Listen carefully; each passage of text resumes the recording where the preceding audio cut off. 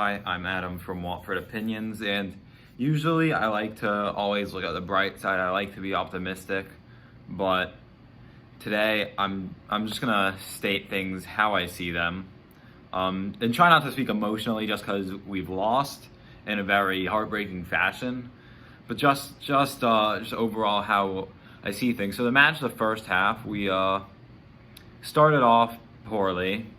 The QPR had the possession for the first 20, 30 minutes. They didn't look too threatening, though. We looked like we'd be able to absorb it. We started off poorly quite a few times this season, so that's nothing new. Then we worked our way into it, started doing better. And by the end of the first half, we were in the ascendancy, and it looked like, okay, we're going to make hard work of it, but we should come out on top.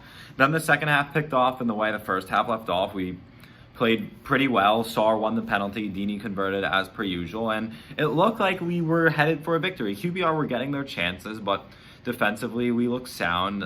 Bachmann really couldn't do anything about the goals that went in. Sierralta has been phenomenal yet again, but then just some poor marking and letting them play down the wing and counter us, let Charlie Austin score the opener. I'll get to Charlie Austin striking later on. Then the second goal, another just defensive meltdown, and that's that. I mean, it's football sometimes. Even in the matches you should win, you're not always going to win. That's just how the cookie crumbles. And at the time of recording, we are still in fourth. It's not the end of the world, obviously. I don't think that we can't get promotion anymore. I'm not saying anything like that. But I'm just going to address where I think everything is going wrong. And again, we're still... Overall, holistically, the season started off phenomenally. We're 4 points off of the top two. 3 points off of the top two right now. 4 points if Brentford win their matches, whatever. But we're not far from automatic promotion still. We're still healthily in the top six. So saying promotion isn't on the cards is just wrong. But I guess the few things to address is, first, even though in the grand scheme of things we're not doing poorly, just the way the team has almost become dislikable in a way.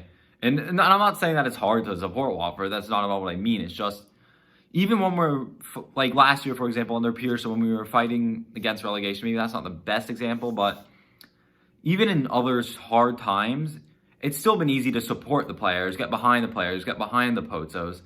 But now, with how the transfer market's played out, it's just kind of hard to really support them, because it just doesn't, it's not saying it's hard to support the club. It's just saying there's really no sense of direction and identity with the club right now, and that's dislikable.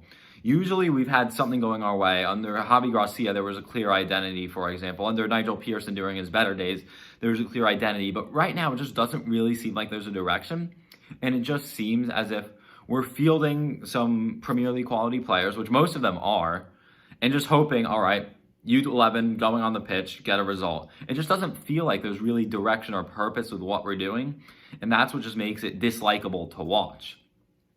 And then in terms of striking, I don't need to tell you this. I mean, I pride myself on being an opinions person, but I think this is a pretty common consensus, is that our attack has been poor. Sarr, with the exception of Sarr and usually Sema, it's hard to rely on someone to score, and I still firmly hold to the belief that we do not need a prolific striker to be promoted. Last year, West Brom were promoted, and their top scorers had 10 goals. They had 2 players with 10 goals. And so, overall, I don't think we need a prolific goal scorer, per se. But if someone's in a dangerous position, we don't have anyone to point to and say, okay, if the ball's at their feet, they're going to score. If we cross it to them here, they're going to score. Like Charlie Austin, he gets into the box, makes some dangerous runs, and then when the ball's played up into the air to him, you're scared it's going to go in because he's done that so frequently. And for us, we just don't really seem to have that threat. So that's what's worrying. And I'm not even concerned about how a lot of times we pick up points because of penalties, because there still is an art to winning penalties. It's just the lack of direction in the attack when we're supposed to be playing attacking football. The fact it's just absent baffles me. And then I guess I'm got to tackle it head on, the topic of tactics and Xisco Munoz. I mean, it's hard to dislike Munoz as a person.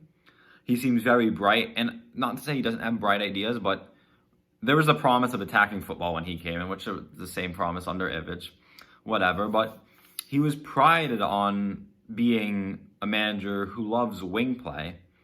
And first off, I mean, I'm not a tactical expert by any stretch of the imagination, so don't take it as I'm trying to speak as if I know more than Xisco, because if I did, then I wouldn't, I'd be managing something if I did, but he's a wing-loving manager, and he's utilizing a 4-4-2 and playing a natural midfielder on the left side of the pitch. It's just, the tactics there just baffle me in a way.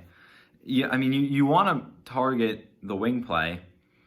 Okay, do a formation where it's more natural for the wing players to be wingers, and it's more natural to have a left winger or left midfielder on the left side of the pitch than Will Hughes. Will Hughes is a great player. Even under Javi Gracia, he did decently as a left midfielder, but when you have Ken Sema, who, okay, maybe coming back from injury, or Philip Zinkernagel, which I don't know why we're not using him.